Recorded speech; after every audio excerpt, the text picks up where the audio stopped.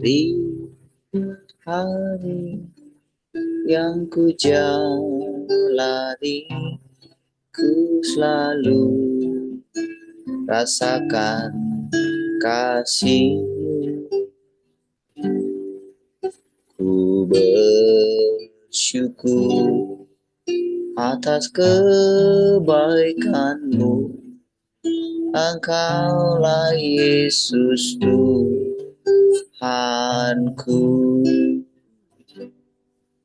Semua ini untuk membentukku supaya ku hidup sesuai kehendak-Mu. Penyertaan-Mu selalu ku rasakan. Kau tak pernah tinggalkanku. Ku mengucap syukur dan mengucap syukur selalu, Tuhan. Ku tetap percaya rancangan-Mu indah, rancangan-Mu indah selalu, Tuhan Yesus, Kau terindah.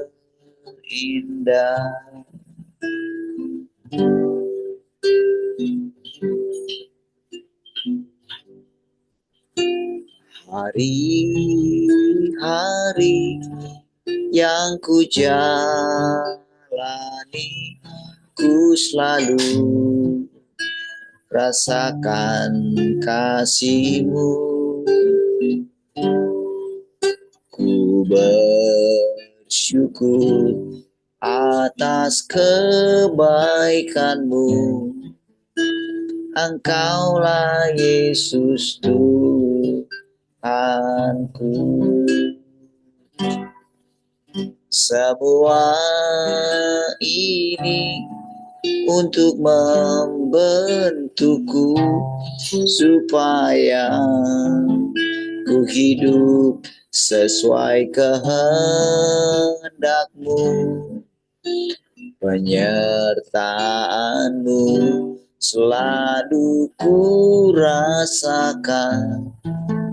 Kau tak pernah tinggalkanku. Ku mengucap syukur dan mengucap syukur selalu, Tuhan. Ku tetap percaya rancangan-Mu indah, rancangan-Mu indah selalu, Tuhan Yesus, Kau terindah.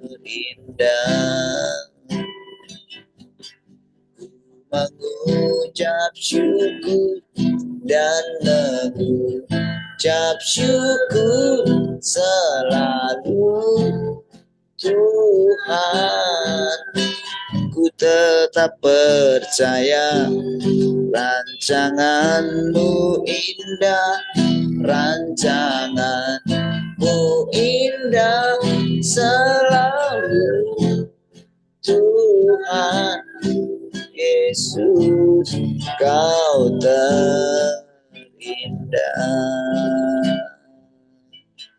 Rancangan-Mu indah,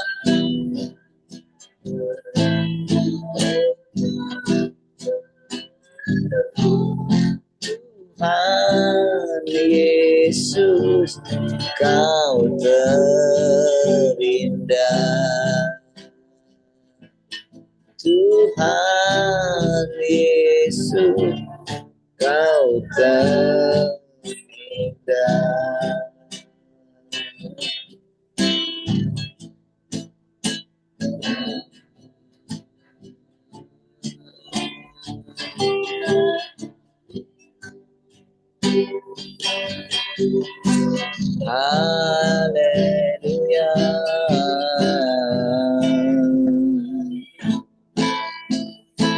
terima kasih buat anugerah-Mu.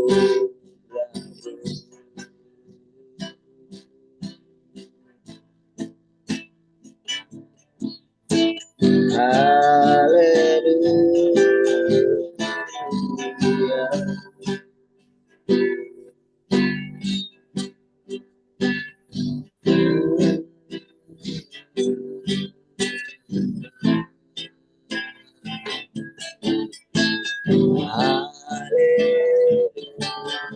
Haleluya.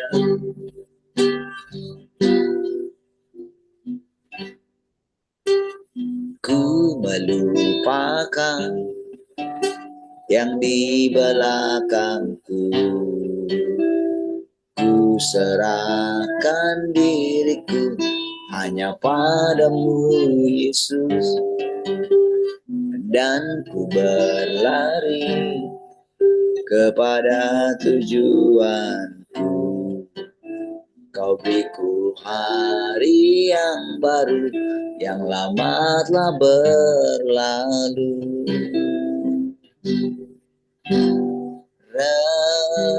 Rencanamu, oh Tuhan, indah bagiku, tak terbatas oleh pikiranku.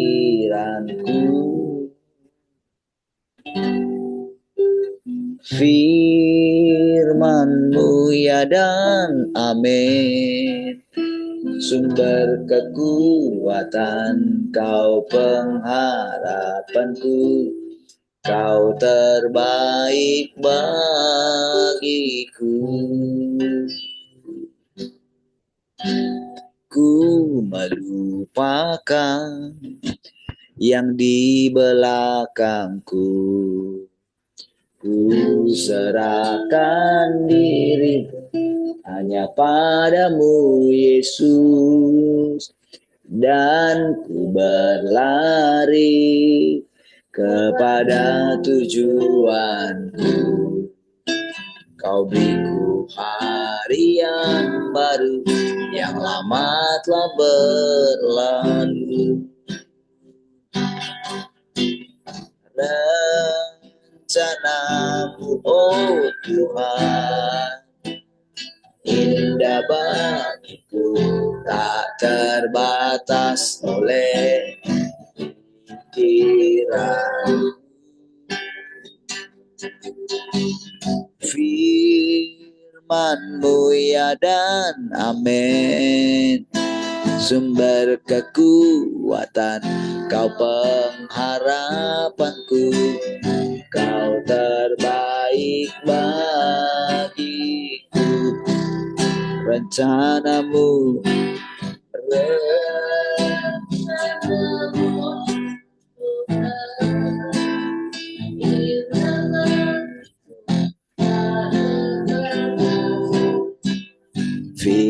pikiranku. Firman-Mu ya dan amin, sumber kekuatan, Kau pengharapanku, Kau terbaik bagiku. Kau terbaik bagiku.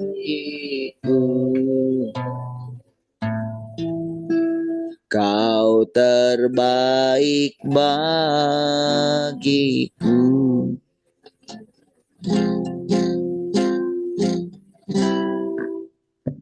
Haleluya. Terima kasih Tuhan. Kami bersyukur pagi hari ini buat anugerah-Mu. Oh, mari silakan Tuhan Engkau kembali mengajari kami dengan perkataan-perkataan-Mu. Kami tundukkan pikiran kami, perasaan kami, kehendak kami. Terpujilah Tuhan. Haleluya. Mari semua yang merindukan Tuhan sama-sama katakan amin. Baik, puji Tuhan. Shalom semua. Selamat pagi.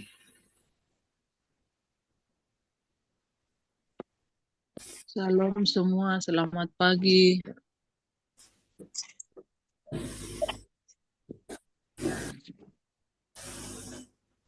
Selamat pagi semua.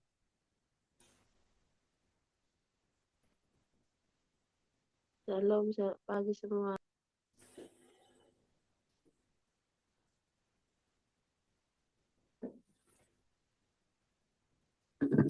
Baik, puji Tuhan.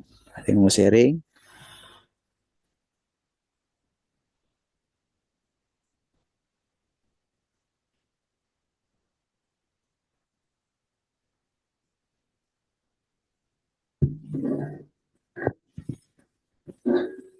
Ada yang mau sharing?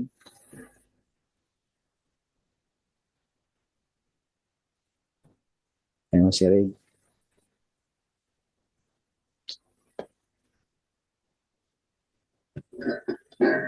Baik, ada ya.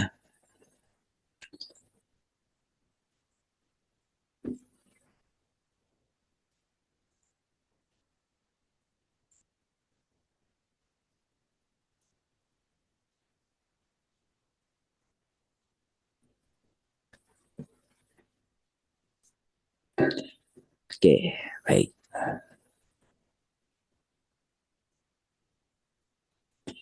Sering sekali orang membuat kesimpulan dengan menggunakan logika manusia yang melaluinya diperoleh serangkaian rumusan yang menghasilkan terbentuknya berbagai perasaan manusia. Pakai logika ya. Tanpa menyadarinya orang masuk ke dalam kesimpulan logis mereka sendiri. Dan dengan cara ini, perasaan-perasaan ini menjadi sesuatu yang orang-orang andalkan dalam hidup mereka. Perasaan ini menjadi penopang emosional dalam hidup mereka. Seperti mahkota kebenaran yang diutarakan Paulus. Atau pertemuan dengan Tuhan di udara. Itu Paulus juga, saudara ya. Yang diutarakan, ini witness Lee ya.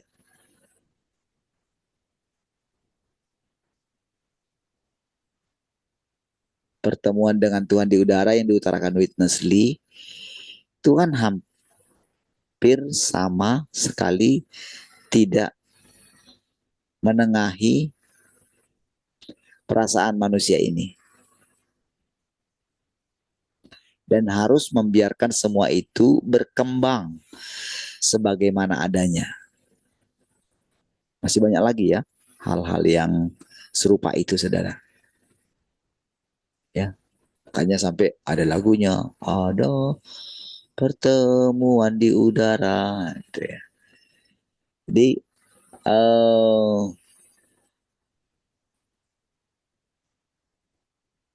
sering sekali itu semua masih dibiarkan gitu. Karena kan memang siapa yang mau menerangkan gitu. Ya. Pada zaman sekarang, aku telah mengatakan dengan jelas tentang berbagai aspek kebenaran. Jika engkau tetap bertahan dengan perasaanmu, bukankah engkau tidak menerima firman yang jelas-jelas telah ditetapkan bagimu dan selalu mengandalkan perasaan pribadimu?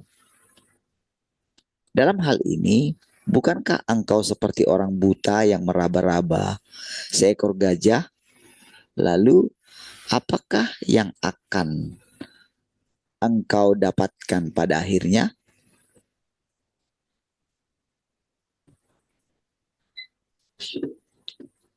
Semua pekerjaan yang dilakukan oleh Tuhan yang berinkarnasi pada zaman sekarang adalah nyata.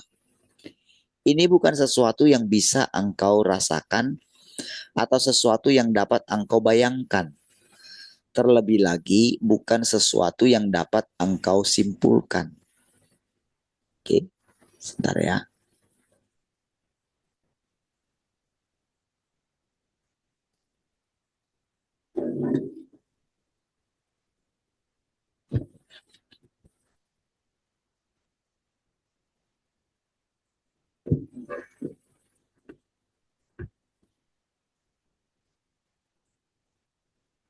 Jadi, mari kita perhatikan perbedaan antara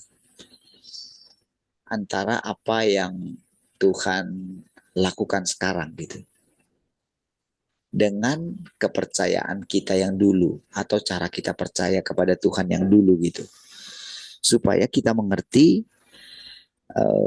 bahwa di masa sekarang ini saudara, dia terus berbicara. Kalau kita perhatikan saudara ya, kita itu seperti cara berpikir kita itu seperti dirombak gitu. Dengan kita mendengarkan semua kebenaran-kebenaran ini. Memang saudara, tidak dipungkiri saudara, cara berpikir kita yang lama itu saudara, cara percaya kita yang lama itu, cara berpikir kita, cara percaya kita kepada Tuhan itu, kita mengandalkan perasaan kita mengandalkan logika kita gitu ya. Sehingga mencoba menyimpulkan gitu. Sehingga saudara kalau kita perhatikan memang kalau kita coba dengarkan bagaimana apa yang disampaikan oleh hamba-hamba Tuhan gitu ya. Siapapun dia gitu. Kalau belum menerima firman Tuhan yang zaman sekarang itu memang semuanya mentok di situ gitu. Seperti tadi itu saudara, pertemuan di udara, pengangkatan, nanti akan mendapatkan mahkota kehidupan, mahkota kebenaran. Nanti kalau ada peristiwa bencana, lalu mengatakan Tuhan sudah mau datang, gitu. Itu saja, putar-putar di situ. Setelah nanti agak berhenti, maka sudahlah kembali lagi gitu kepada kehidupan yang sebelumnya gitu. Nah, tapi dengan firman Tuhan yang sekarang itu saudara, dia itu berfirman saudara, mengucapkan banyak hal gitu. Tujuannya adalah membuat Tuhan itu semakin nyata gitu. Tapi bukan Tuhan yang bisa kita bayangkan satu rupa gitu, bukan. Tapi benar-benar Tuhan yang secara apa ya, sebagaimana adanya dia gitu. Jadi dari perkataan-perkataannya ini kita akan mengenal dia. Tapi kita tidak bisa menyimpulkan siapa dia gitu. Karena dia selalu baru gitu. Bagaimana kita boleh menjelaskan Tuhan itu A? Sementara dia itu selalu baru gitu. Di satu sisi dia mengucapkan A, tapi di sisi lain dia mengucapkan seolah-olah bertentangan dengan yang barusan dia katakan gitu. Jadi benar-benar melatih orang yang mendengarnya itu untuk memperhatikan dia, memperhatikan setiap perkataan itu.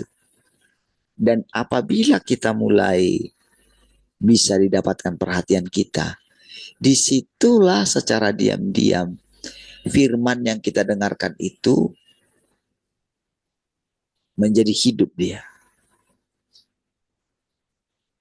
Setelah kita dengarkan, makanya kan awalnya dikatakan yang diinginkan daripada kamu itu dengarkan dia dan terapkan. Gitu. Iya, mesti memang begitu. Ketika dikatakan duduk di kakinya gitu, ya udah lakukan gitu. Ketika dikatakan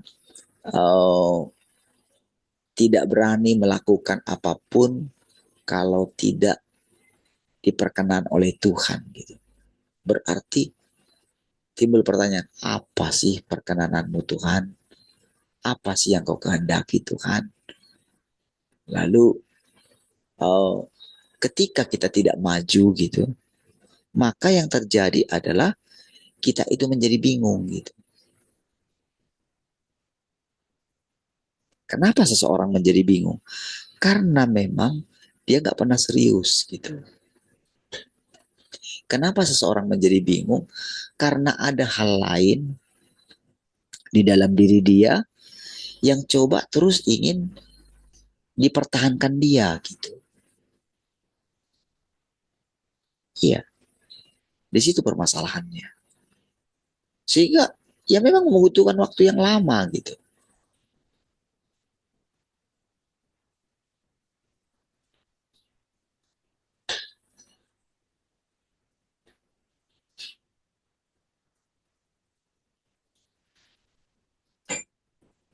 Coba saya lanjutkan ya. Ini adalah sesuatu yang dapat engkau pahami hanya ketika fakta-fakta terjadi pada dirimu. Kadangkala bahkan ketika fakta-fakta itu terjadi, engkau tetap tidak dapat memahami dengan jelas. Dan orang tidak akan mengerti sampai Tuhan secara pribadi bertindak untuk memberi penjelasan yang sangat gamblang mengenai fakta sebenarnya dari apa yang sedang terjadi. Ya. Pada masa itu, ada banyak ilusi di antara para murid yang mengikuti Yesus. Mereka percaya bahwa hari Tuhan akan segera tiba dan mereka akan segera mati bagi Tuhan dan dapat berjumpa dengan Tuhan Yesus. Petrus menunggu 7 tahun penuh karena perasaan ini. Tetapi saat itu tidak juga tiba.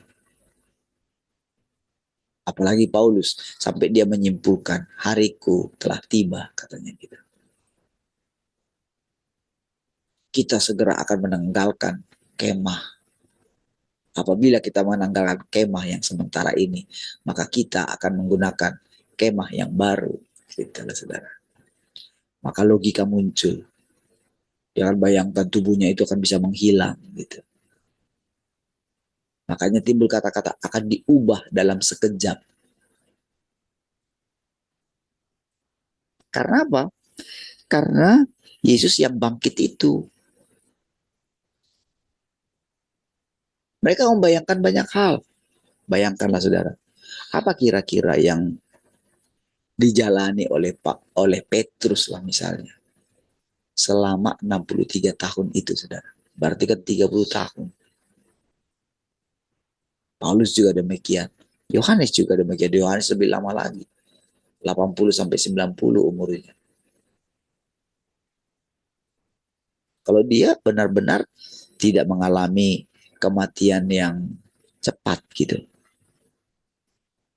Dan dia benar-benar mengalami yang namanya menghabiskan masa tuanya. Iya.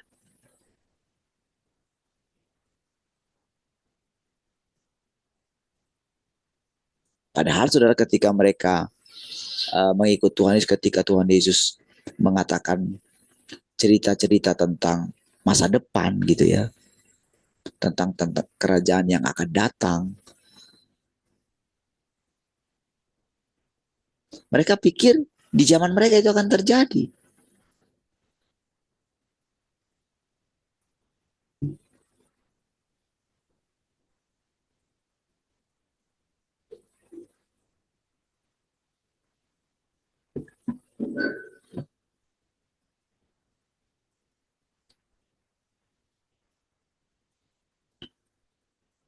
Mereka merasa bahwa hidup mereka telah dewasa. Perasaan dalam diri mereka menjadi berlipat ganda. Dan perasaan-perasaan ini menjadi semakin kuat. Tetapi mereka mengalami banyak kegagalan dan tidak kunjung berhasil. Makanya saudara, pendeta-pendeta zaman sekarang itu kan, kenapa mereka itu membuat kursus-kursus, pelatihan-pelatihan gitu ya. Kenapa membuat pendalaman Alkitab gitu. Itu dihadiri oleh banyak sekali orang gitu. Dan setelah sekian waktu lamanya, mereka pikir gitu, kalau nanti mereka ini punya banyak sekali terus dilatih dengan pendalaman Alkitab gitu, maka mereka akan mencapai satu titik tertentu gitu.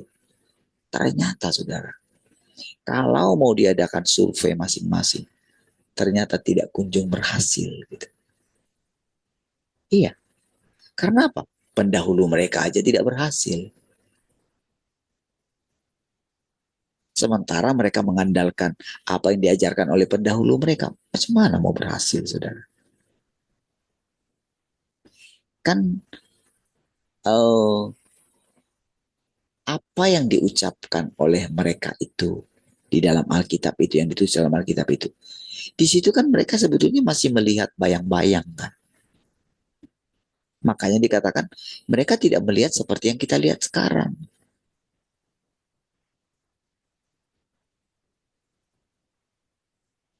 Mereka itu masih dipenuhi dengan hal-hal supranatural, saudara. Petrus masih berjumpa dengan Tuhan, dengan Tuhan Yesus, saudara. Masih berjumpa. Masih menampakkan diri kepada dia. Tentu, saudara, imajinasinya akan di area sekitar situ saja, perasaan dia. Ketika dia lagi merasa, apalah hidup ini Tuhan, apanya, bagaimana sebetulnya gitu. Tuhan Yesus, aku merindukan Engkau, dia bilang gitu. Maka di saat itu Tuhan masih menampakkan diri. Maka perasaan-perasaan itu pun masih dialami oleh orang-orang berikutnya dari zaman ke zaman gitu. Jadi kalau mereka tidak mendengarkan perkataan-perkataan yang baru ini, saudara, kalau mereka terus masih mengandalkan isi Alkitab itu, akan terus seperti itu. Tidak akan memahami. Jadi ada satu bagian firman Tuhan begini, saudara. Dia mengatakan begini, bahwa kalau saya boleh menyimpulkan awal dulu, dia bilang gitu. Tuhan itu adalah baru gitu, selalu baru. Jadi kata-kata baru itu sangat penting sekali gitu untuk menjelaskan Tuhan yang sekarang itu gitu. Yang sedang berbicara kepada kita gitu. Jadi apa tujuan daripada perkataan itu? Jadi selama ini dalam pikiran kita itu, saudara, Tuhan itu nggak up to date gitu. Dia nggak mengikuti perkembangan kita.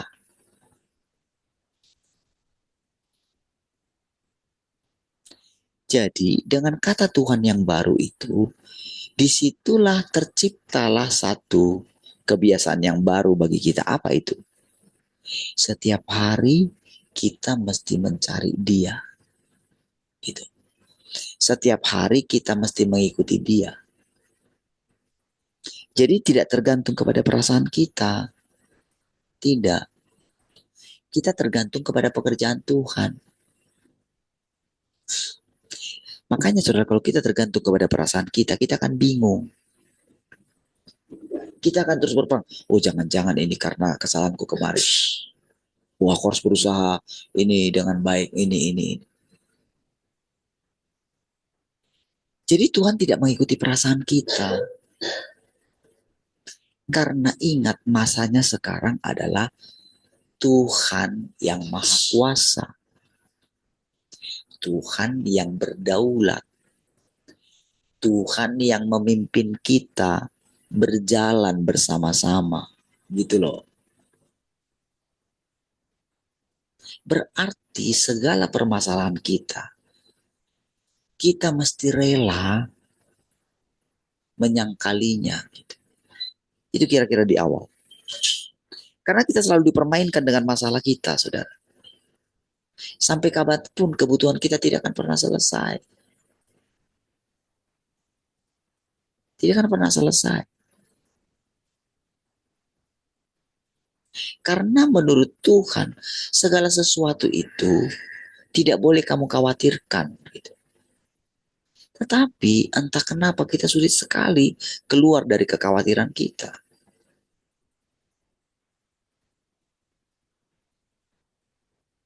Jadi saudara,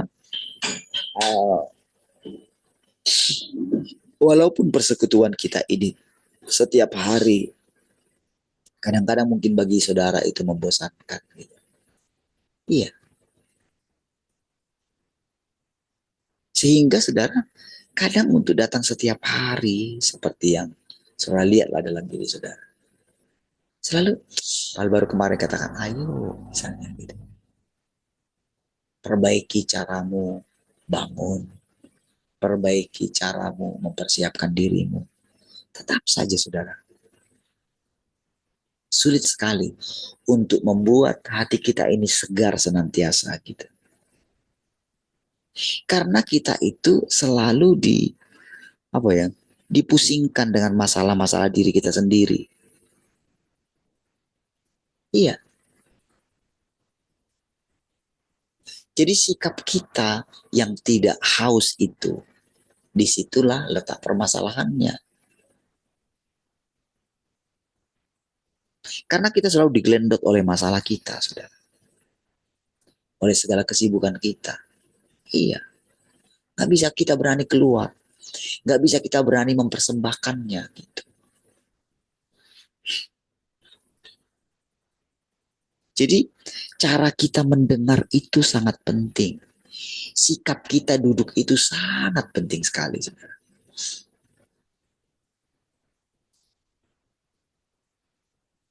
Bahkan seandainya terus kita hanya mendengarkan itu sampai berapa tahun gitu, itu nggak masalah. Iya. Kalau saudara mendengarkan itu masih mendengarkan itu berkali-kali, itu sangat penting, saudara. Karena kita ini selalu saja ingin mendengarkan yang baru. Gitu.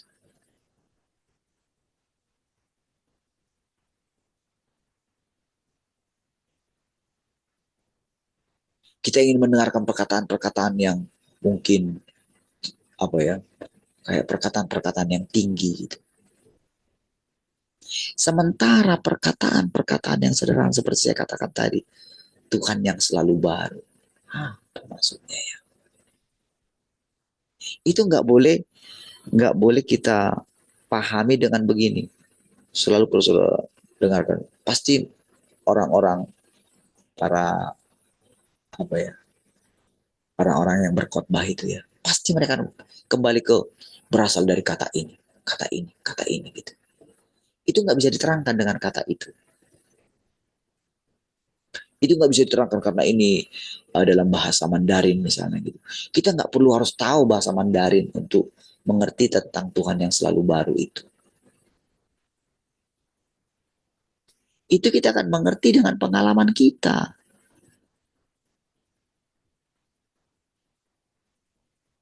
Sampai terbentuklah apa yang ingin diharapkan oleh Tuhan. Apa itu? Ya, memang aku selalu baru. Aku melupakan, bahkan aku tidak mengungkit-ungkit masa lalu. Iya.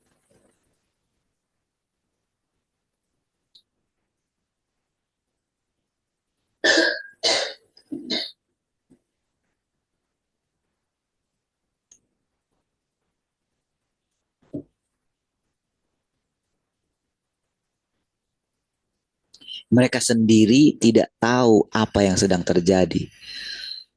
Mungkinkah yang benar-benar berasal dari Roh Kudus tidak digenapi?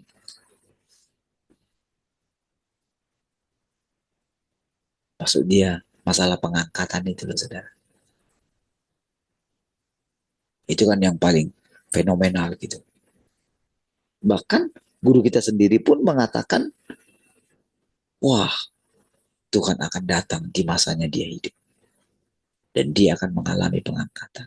Sehingga dia mengatakan dalam bukunya, semoga semua murid yang mendengarkan pengajaran ini akan mengalami pengangkatan. Tapi tetapkan, walaupun sudah berkali-kali orang gagal, tetap saja percaya dengan itu kan.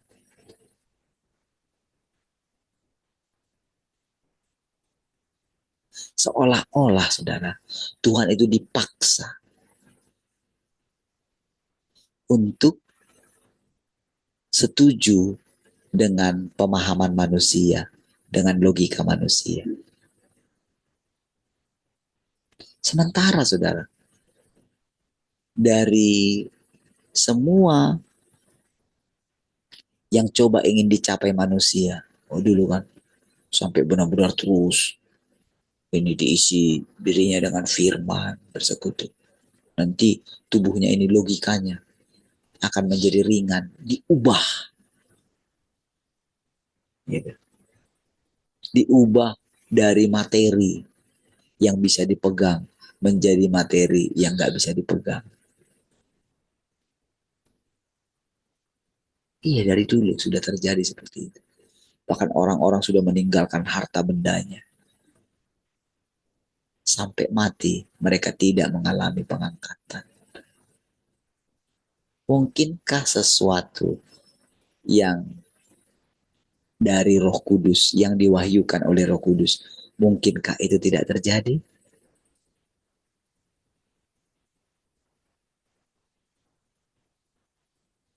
Lalu kalau tidak terjadi di masa mereka, berarti gimana dong? Berarti banyak orang mati tanpa melihat pengharapannya digenapi. Kan itu kan?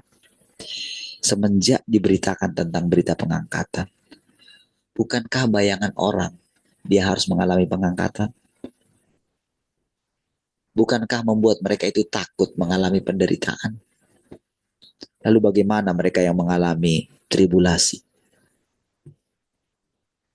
Penderitaan yang sangat berat itu, saudara. Sekarang orang meributkan masalah Tuhan datang sebelum tribulasi, Tuhan datang setelah tribulasi. Begitu muncul, begitu terjadi yang terjadi di Los Angeles gitu. Apa yang mereka bilang? Itu memang mereka semua berdosa segala macam bla bla bla dosa. Masalahnya yang terbakar itu cuma rumah-rumah. Orangnya nggak mati terbakar. Ya kan? Itu tahu nggak yang mati itu? Ada katanya yang mati itu kayak gini, saudara. Memang ada yang mati karena keracunan apa namanya karbon monoksida kan. Terus ada yang matinya justru dia nggak mau meninggalkan rumahnya. Karena apa? Karena dia mau mati di rumah itu. Karena di rumah itu banyak sekali kenangan yang nggak bisa ditinggalkan dia. Kenangan. Iya, dia ingin mati di sana.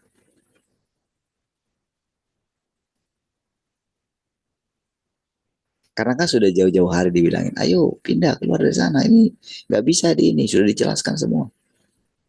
Dan mereka itu, kenapa mereka itu berani meninggalkan? Karena memang mereka itu orang-orang yang, ya mereka itu percaya dengan pemberitaan. Percaya bahwa memang angin yang sangat kencang. Jadi logika mereka itu muncul karena berarti mereka harus benar-benar mau dievakuasi. Sehingga tidak banyak korban gitu. Sampai kemarin itu masih 16 saja. Atau ya paling ada yang terbaru itu 24. Dibandingkan dengan wah betapa banyaknya rumah yang habis. Dan itu masih terus meningkat. Wah kalau sudah lihat di YouTube itu semua pasti. Itu karena si Trump ini mau menghancurkan Gaza. Gimana dengan badai yang terjadi di apa namanya di Mekah itu? Gimana? Mereka kan nggak mau mengakui kan? Karena orang-orang yang di Arab itu adalah orang-orang yang melakukan kejahatan gitu. Mana ada mereka? Itu ujian.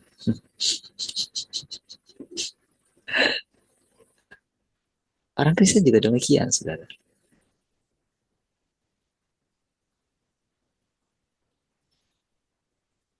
Jadi dipusingkan dengan itu. Gitu.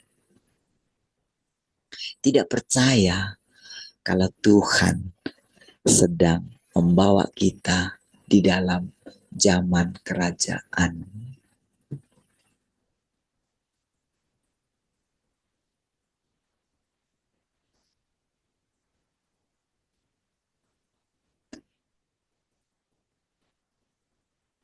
Sebab orang memiliki perasaan manusia tidak dapat diandalkan. Sebab orang memiliki gagasan dan cara berpikir mereka sendiri. Mereka menciptakan banyak asosiasi berdasarkan konteks dan keadaan pada waktu itu. Jadi orang terus kembali. Jadi sebetulnya di situ sebetulnya menjengkelkannya sekali, saudara. Bagaimana kepercayaan kita yang dulu, saudara. Jadi kita itu selalu konteks zaman dulu gitu loh, saudara. Coba saudara, ketika saudara pikirkan itu, apakah itu tidak benar yang saya katakan itu?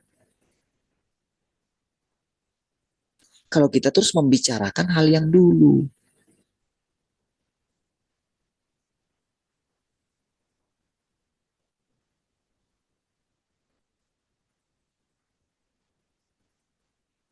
Khususnya ketika sesuatu terjadi pada orang-orang yang cara berpikirnya sehat. Mereka menjadi terlalu bersemangat dan tidak dapat berhenti menciptakan banyak asosiasi.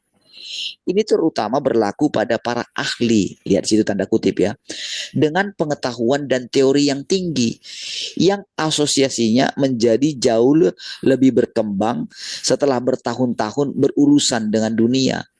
Tanpa mereka sadari, semua itu mengambil alih hati mereka dan menjadi perasaan mereka yang sangat kuat, dan mereka merasa puas dengan semua itu.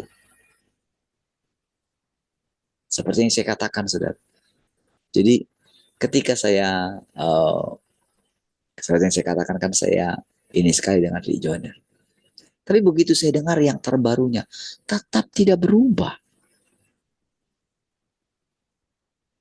Dan bersemangat, saya pikir begini, kok bisa ya bersemangat tetap menyampaikan seperti itu. Lalu sudah lama saya nggak dengarkan ada namanya dulu di doa itu Pak Daniel Panji gitu. Sama juga saya dengarkan. Itu yang terbaru saya dengarkan. Gitu. Dengan mengatakan imamat yang rajani lagi. Dijelaskan lagi. Kita raja-raja. Itu masih yang baru ini loh. Bukan yang dulu. Berarti kita semua raja-raja kan? Katanya gitu. Bah. Raja yang memerintah katanya. Apa dalam pandangan orang memerintah?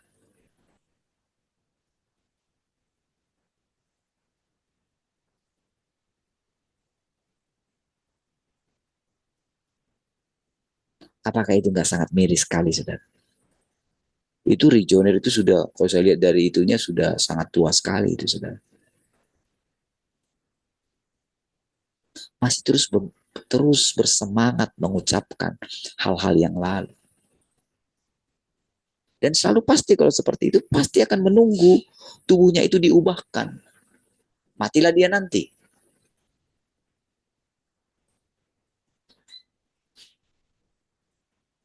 Lalu pengikutnya bagaimana?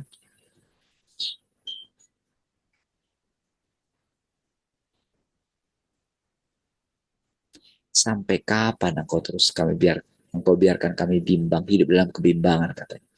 Kalau engkau itu katakanlah terus terang. Kata orang-orang yang mengikut dia kan, macam mananya kalian ini? Aku sudah bilang, cuman kamu terus percaya dengan yang di pikiranmu itu loh. Kira-kira kayak gitu loh Tuhan ngomong sama orang-orang Yahudi itu.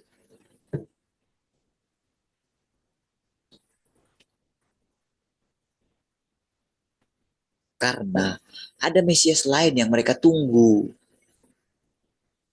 Mesias yang mana? Yang sesuai dengan yang mereka simpulkan. Dengan pemahaman-pemahaman kitab nabi-nabi mereka. Jadi sampai mereka paham sekali sih, tapi nggak berjumpa. Nggak bisa melihat Mesias yang sedang datang itu. Coba lihat. Lebih parah dari situlah. orang-orang yang hidup zaman sekarang ini, saudara, lebih parah dari situ.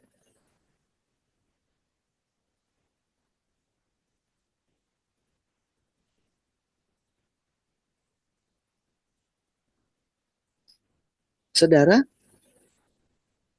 keadaan mereka pada waktu itu, saudara, ketika memang Yesus benar-benar ada di sana, kan pikiran mereka kan belum terbongkar.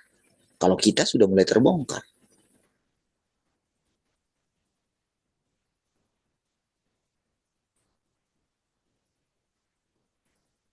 Mereka pada waktu itu ya sama. Mereka nggak yakin. Mereka lihat Yesus itu ya manusia biasa. Nggak mungkin lah dia itu Mesias gitu. Sama dengan yang sekarang. Nggak mungkin lah orang yang bicara ini adalah Tuhan yang berinkarnasi. Itu nggak mungkin lah.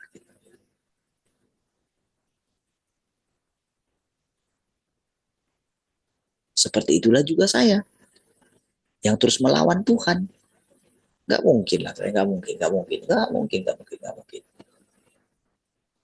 Kalau terus saya mengatakan nggak mungkin, kalau terus saya berpikir Tuhan tidak berbicara bagi kita, kalau saya terus mengandalkan pikiran saya, terus melakukan persiapan-persiapan, bukankah yang sudah dengar itu adalah perkataan manusia? Bayangkan betapa sulitnya, saudara, kita itu mengenal Tuhan yang sejati itu.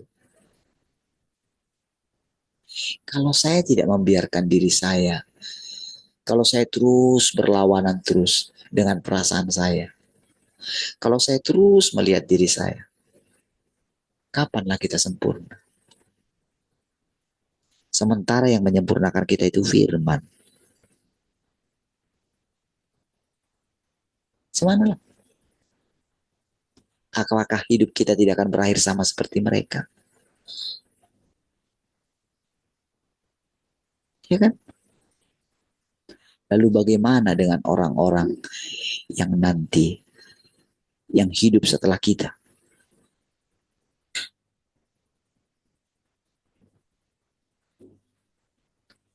Kalau kita di sini, kita di zaman kita ini, kalau kita itu bingung, bagaimana dengan orang-orang selanjutnya di zaman berikutnya?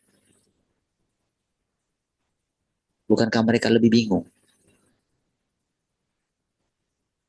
Ya kan? Seperti itulah modelnya, saudara.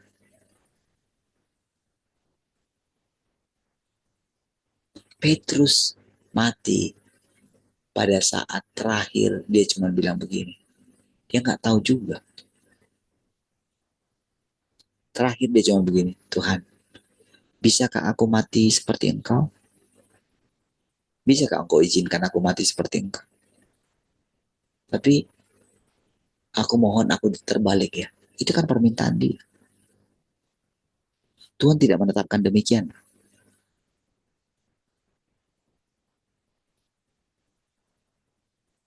Ya kan? Tuhan hanya bilang, engkau akan dibawa ke tempat yang tidak engkau kehendaki. Tapi karena kesimpulan-kesimpulan yang dia buat, sama seperti Paulus, dia ingin matinya itu menderita seperti kematian Tuhan Yesus. Sama.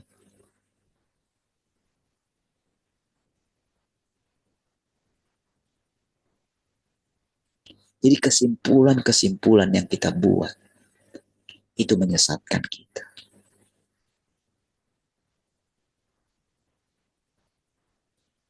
Nah, jadi saudara, sekarang bagaimana dong gitu?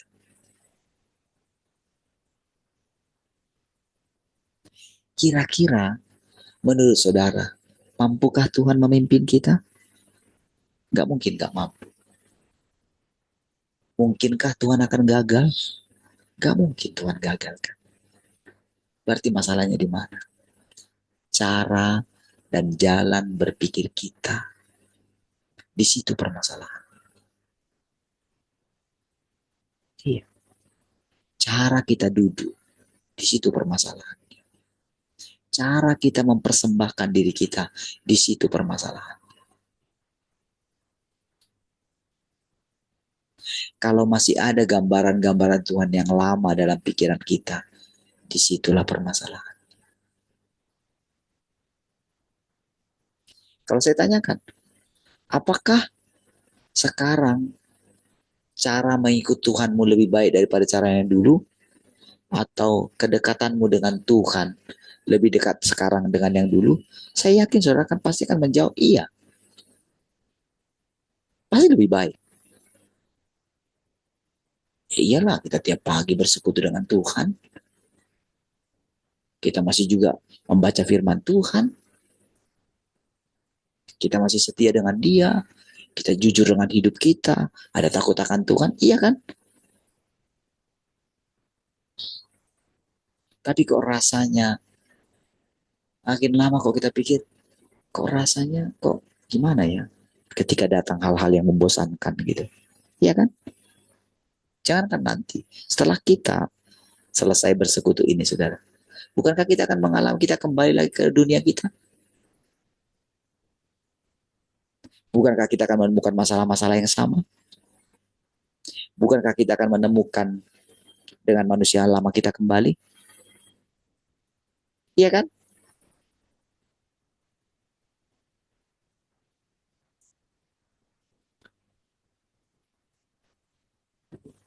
Ketika kemarin hujan itu ya. Itu rasanya saya sudah pengen ini sekali gitu. Karena apa? Karena kan beritanya kan gini. Wow, jangan begitu muncul di wall kita kan. Orang kan muncul kan. Capri Mall tenggelam. Nah gitu kan. Saya pikir, apalagi hujan lagi kan. Apalagi tadi malam misalnya saya lewat di, yang sebelumnya saya ceritakan lewat, wah udah banjir. Capek sekali rasanya bawa uh, motor itu saudara. Karena takutnya kan mati kan. Hanya suara sepanjang dari mana itu, dari simpang RS itu saudara. Wah, tapi begitu hujannya terus nggak berhenti, begitu lihat di medsos, wah, langsung kan timbul dalam bayangan.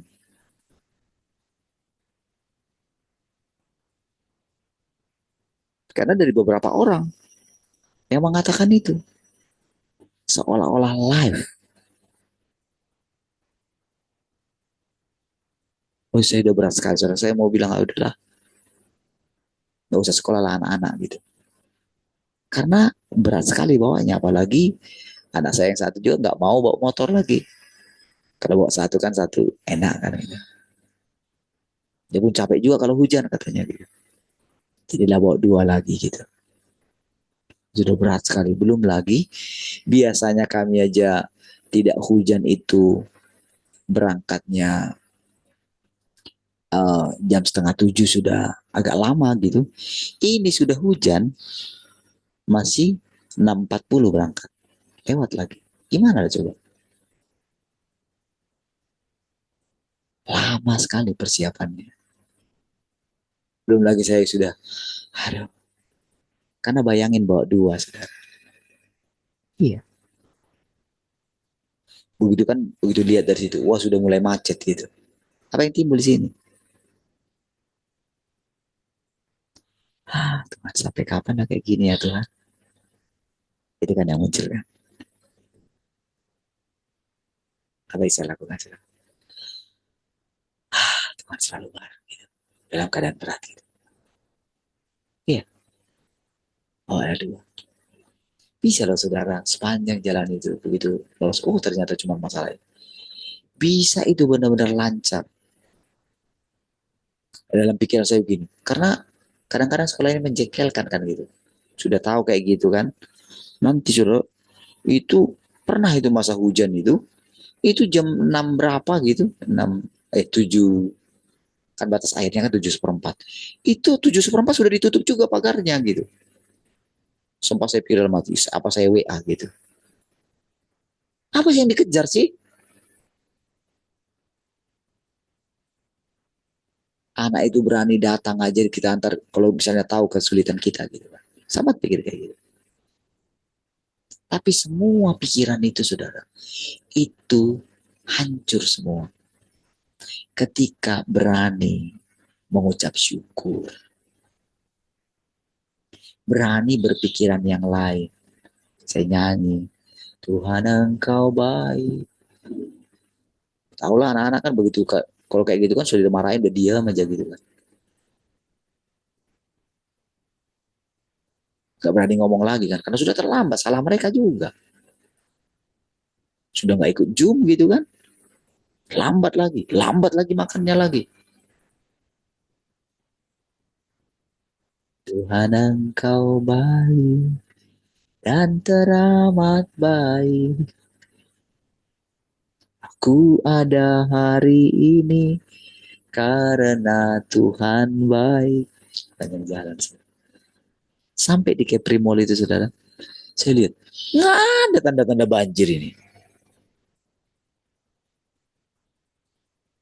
Saya dalam hati, kayaknya ini berita yang lama ini. Iya, karena yang kemarin itu saudara, kenapa saya nggak lewat Kepri Mall? Karena abang saya itu bilang udah banjir tuh, lihat ini dek, ini sudah di medsos saya, ini sudah banjir ini, sudah tenggelam Kepri Mall katanya.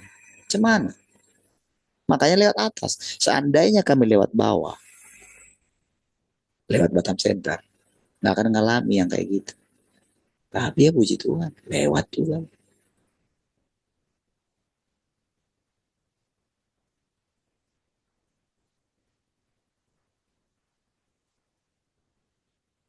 Sampai di sekolah, begitu naik, pintu masih terbuka lebar. Padahal saudara nyampe sudah setengah tujuh. Tujuh, setengah delapan.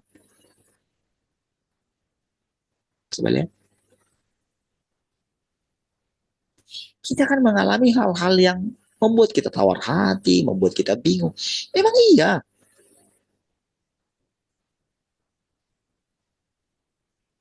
Sekarang, sikap kita bagaimana? Percayakah saudara kalau Tuhan yang memimpin kita? Beranikah kita menjalani satu pola pikir kita sedang ada dalam kerajaannya? Gitu, saudara. Iya. Beranikah kita percaya kalau Tuhan itu selalu baru?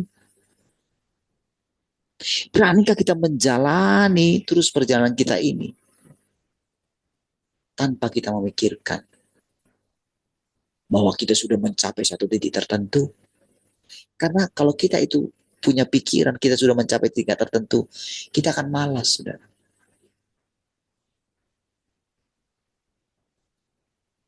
Kita akan bersenang-senang. Dan kita itu, disitulah letak kejatuhan kita. Tapi kalau kita itu hanya menjalani saja, jalani saja. Tanpa memandang, oh aku sudah berhasil di tingkat ini. Oh aku sudah cukup murah hati, sudah cukup rendah hati, sudah cukup ini, sudah cukup beriman. Jalani saja. Kita juga diizinkan menanggung kelemahan saudara-saudara kita. Iya. Jadi ketika kita melihat hal-hal yang itu, kita tidak lagi melihat bagaimana turut menghakimi mereka. Disitulah saudara kita akan melihat bagaimana Tuhan memerintah alam semesta ini, saudara. Dari situ kita lihat.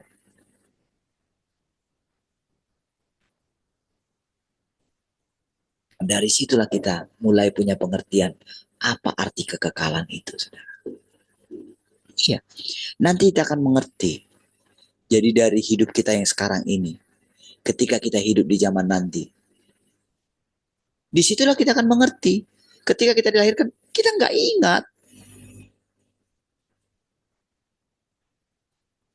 Sama seperti kita tidak tahu kita menghidupi kehidupan siapa sebelumnya. Ya kan? Kita seperti menjalani satu garis hidup.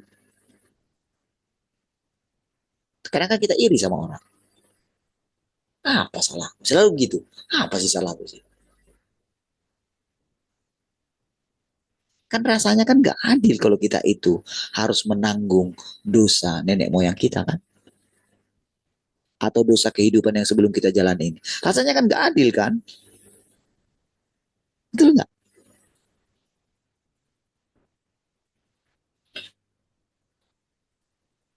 Kalau kita bandingkan diri kita dengan orang lain, oh mereka enak sekali ya.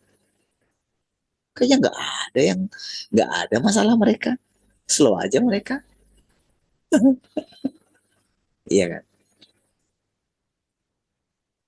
Masalahnya di mana sekarang? Masalahnya di kita kan. Maukah kita menjalani dengan sukacita? Maukah kita menjalaninya dengan semangat? Maukah terus kita menguatkan kepercayaan kita? Maukah kita itu di tengah keadaan kita lagi murung, kita bersuka cita mengubah air muka kita? Iya, lakukan hal-hal sederhana. Jangan jengkel, jangan menolak. Itu perkataan Tuhan. Walaupun rasanya itu menjengkelkan di tengah kita itu lagi pikiran berat, kita disuruh bersuka cita.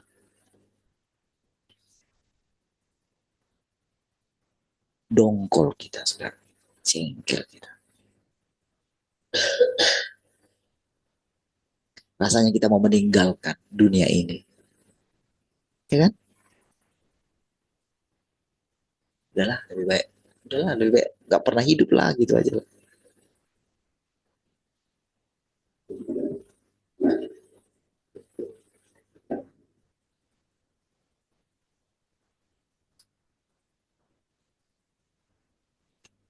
Saudara, hal-hal kecil, saudara, yang saya ceritakan itu, saudara, itu nyata sekali bagi saya. Iya, kadang memang kalau sudah sampai pada titik itu, capek sekali hidup ini. Iya, alami juga. Bahkan sampai pada titik, ya berat gitu.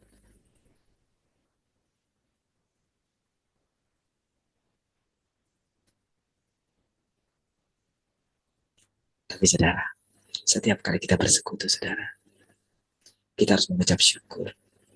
Kesabaran Tuhan mengangkat kita kembali. Itu kita rasakan. Kita nggak tahu apa yang kita hadapi besok. Bahkan nanti kita tidak tahu apa yang kita hadapi. Karena kita tidak tahu, saudara. Bagaimana caranya kita disempurnakan, kita tidak tahu. Iya, nggak tahu kita. Mungkin rasanya kita sekarang baik gitu ya. Hebat gitu. Kita bisa cerita, kita bisa kesaksian, kita bisa apa. Puji Tuhan. Tapi coba, menurut kesaksian saudara, setelah saudara bersaksi, setelah saudara cerita di sini, setelah saudara bicara, apa yang saudara hadapi berikutnya? Seperti tidak sesuai kan dengan yang saudara ceritakan kan. Rasanya saudara minder kan. Rasanya saudara gagal kan. Sehingga berikutnya saudara nggak berani buka mulut kan. Betul nggak?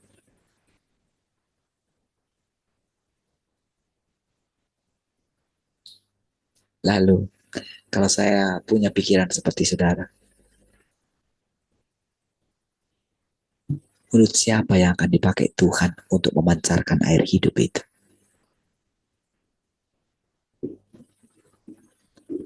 Kalau suatu saat saya nggak ada, siapa yang akan berani buka mulut? Dan kalau saudara tidak buka mulut, saudara tidak akan pernah melihat Tuhan itu. Itu kebenaran, saudara. Siapa yang mau menjadi kesaksian bagi Tuhan? Siapa yang mau menyatakan kalau Tuhan yang berinkarnasi itu sudah ada di antara kita? Siapa? Itu arti persekutuan ini, saudara. Ya, saudara akan menjalani kehidupan saudara masing-masing kan. Saudara akan punya masalah saudara masing-masing kan. Iya. Masalah kita yang berkeluarga beda dengan masalah ini yang belum menikah. Beda. Beda dengan masalah Pak Dedi. Iya. Gimana Pak? Orang Bapak enak ada yang bangunin. Jadi kalau Bapak cerita tentang, wah punya keluarga tentang ini, enak kali Bapak itu ya. Dia bilang sama saya. Karena katanya kemarin, sudah bangun Pak, saya jam 3. Tapi tertidur lagi, sehingga bangun setengah 8 katanya. Kalau kalau ada istri kan bisa membangunkan katanya. Saya dalam hati. Jadi gimana? Kamu mau cari kamu, kamu mau cari istri atau cari apa gitu? Masalah utamamu itu istri atau apa? Ya iya Pak, gimana? Kan katanya kita sudah masuk dalam kerajaan 1000 tahun. Iya, gitu. Terus kalau kamu di rumah aja gimana? Jadi akan ada datang perempuan ke itu, saya bilang gitu. Ya keluarlah, saya bilang gitu. Iya Pak, nanti kalau keluar kan, ya tahu lah Pak, nanti ya pengeluaran.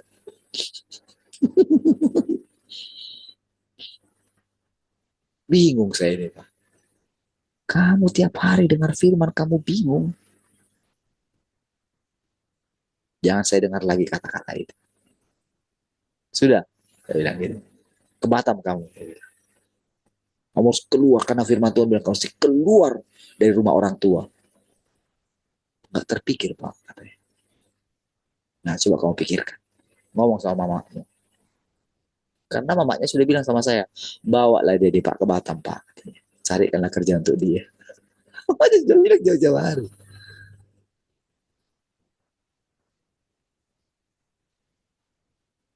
Iya, belum pernah saya pikirkan Pak. Nah, pikirkan sekarang ya. Jangan dari sekarang, jangan lagi bingung. Iya Pak. Ya karena apa ya? Memang permasalahan tiap orang itu berbeda. Sudah. Dia pikir kalau sudah menikah, dia pikir itu sudah nanti akan dapat, langsung akan dapat hasil. Oh seorang perempuan. Jadi dia sudah buat kriteria. Oh ya maunya kayak gini lah, kayak gini lah, kayak gini lah. Gitu.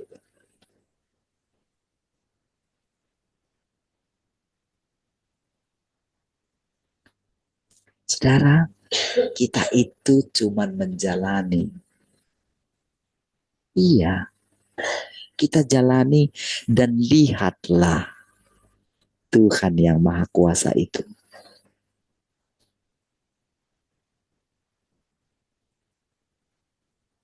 Iya, alami dia. Jangan terus mempersalahkan dirimu. Kalau kita mempersalahkan diri kita, nggak bisa kita bebas datang sama Tuhan, saudara. Kalau kita terus memikirkan, saya yang salah, saya yang salah. Oh, kalau karena saya gini, aduh, kok gak punya semangat untuk hidup, saudara. Masih banyak lagi, saudara, yang akan kita jalani. Kita mesti percaya Tuhan sudah menanggung itu semua. Makanya setiap kali kita datang sama dia, bukan berarti kita jadi bebas apa gitu melakukan apa. Enggak. Memang kebenarannya semua orang sudah berdosa. Macam mana lagi mau bilang? Jadi jangan persalahkan lagi itu. Sama seperti yang tadi dulu. Oh, dikutuk itu Los Angeles itu Hollywood. Ternyata kan Beverly Hills itu kan di situ juga. Lah, orang yang terbakar cuma rumahnya aja kok. Banyak juga rumah itu di asuransi juga kok. Apa masalahnya sama mereka? Bahkan setelah ditaksir, bayangkan yang satu kota itu saja kerugiannya mencapai 2.447 triliun gitu kan. Itu kan pendapatan negara kita 1 tahun loh saudara. 3.000 hanya dekat, tinggal dekat aja. Betapa betapa kuatnya ekonomi mereka. Yang mati cuman ya 16 orang. Kita sekali kalau bencana.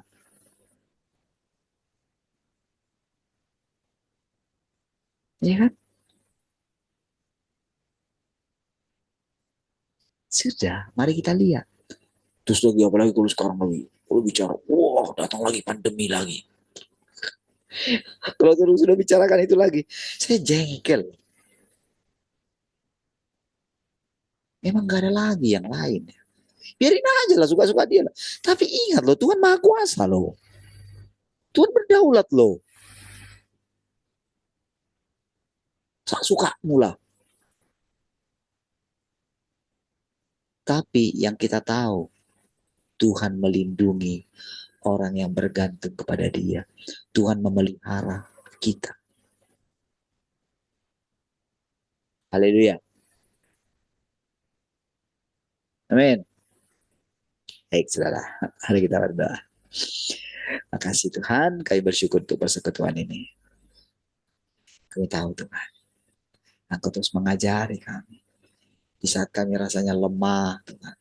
Di saat kami rasanya tawar hati. Tuhan, Engkau selalu nyata setiap hari, Tuhan. Kami bersyukur, Tuhan. Kami mau menjalani hidup sepanjang hari ini, bersuka cita bersama dengan Tuhan. Tuhanlah pengharapan kami. Haleluya. Sama-sama katakan, amin. Baik, di Tuhan semua.